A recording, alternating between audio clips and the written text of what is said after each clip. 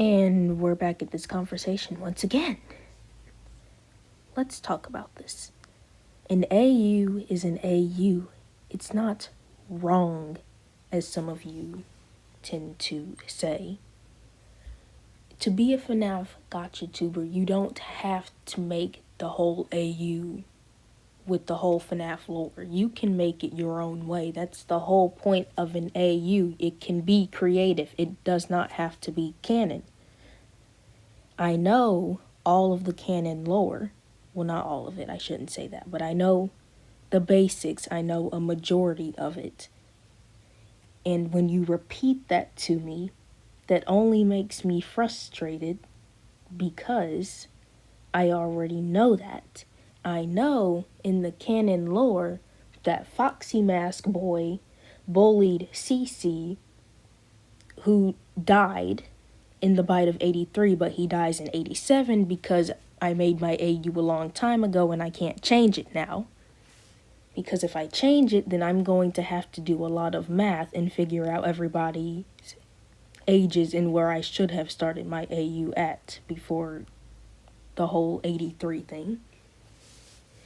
But as well as, I know Elizabeth is the youngest, Chris is not. And then there's other people telling me Chris is the youngest and Liz is not. Like, no, it's Liz, I know, but she's not even the middle child in my AU, so let's put that aside.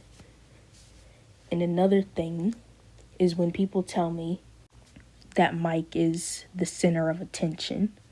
Like, it may seem like it in everybody else's and in my own because he shows up a lot, but necessarily he is not the center of attention all the time.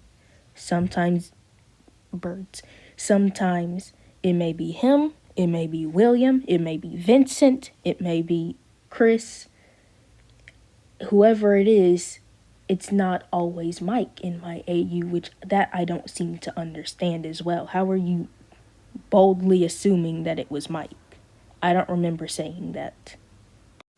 The whole other thing on Chris being nice and forgiving to Mike, whether he bullied him on purpose or not, that also bothers me because regardless of their brotherly relationship, it does not matter if Chris forgives him or not. It is that person's AU. If Chris hates Mike with his life, then he hates him with his life and he wants him to die again. There are other times where he will want to forgive Mike because he may know it wasn't Mike's fault or because he truly loves Mike as his brother. I mean, at the same time as well, if Mike purposely did kill him and did not want him to live, then yes, I don't see why Chris would forgive him. But that's a whole different story. In my AU, Mike never purposely killed Chris. He was part of the murder, but never purposely killed Chris, as it was a spring lock failure, number one. We never knew his whole head was going to get chomped. And number two, we didn't even know that it was his whole idea and plan that he was going to say, hey, let's stick him in there for 3 seconds and hope that his head gets chomped. Like, I don't remember that being said. And if it was said, then please do tell me where I can find this information you're getting. And also using the excuse of saying Scott said, don't ship this and don't ship that. Well, I can ship Helium. I could ship Willara or William x Mrs. Afton. But Mrs. Afton doesn't even exist. We don't even know her existence. The only thing we know is that she gave birth to these children and died. That's it. We don't know anything of her relationship to the children or to William. On the other hand here, William was the cause of 2 ways she could have died. If she died from childbirth, she died from childbirth. That's not his fault either way. The second thing is, if she died from a car crash, William was the reason she got in that car and drove off and died. And because he was a psychopath. In 3, he murdered her. I don't get why you would want to date your murderer. I mean, please do tell me if you want to do that. but I don't remember anyone who wants to date the person who murdered them. As well as, she may not even exist. How do we even know William didn't, murder these children's parents and claim them to be his own? As for Henry, however, he killed Henry's daughter. That is also what bothers me. He did not kill Henry, but he killed his daughter, meaning Henry can have a chance to build a bond or relationship with William over again if he wants to, but he may not in the canon lore at all. But if he wanted to, he could, because he didn't murder Henry.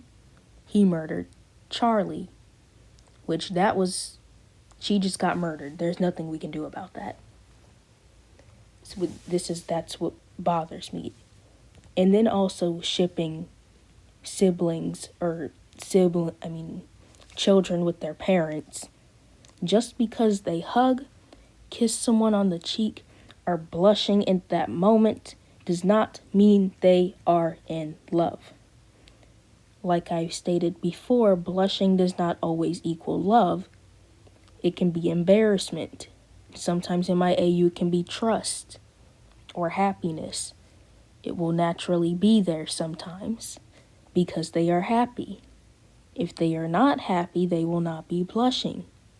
Or if they are blushing when they are happy, that means that they were in love moments ago. But repeating the whole lore to me does not change my mind, nor does it benefit you, because you're wasting your time typing a full-on essay to me explaining the whole lore. That only wastes your time for me to say 5 words or 2 sentences saying, it's my AU. This happened, that happened, that happened. This is how it ended. End of discussion. That's all I have to say to you each time. Which that is what I don't understand. You can type a whole essay and then I just don't understand. I know I've been talking for a while now, but let's talk about something else. About the voice acting thing. I'm sorry that the scripts are taking me so long to write. I am just struggling because I don't write scripts often. As well as next episode, I'm hoping, should be out today.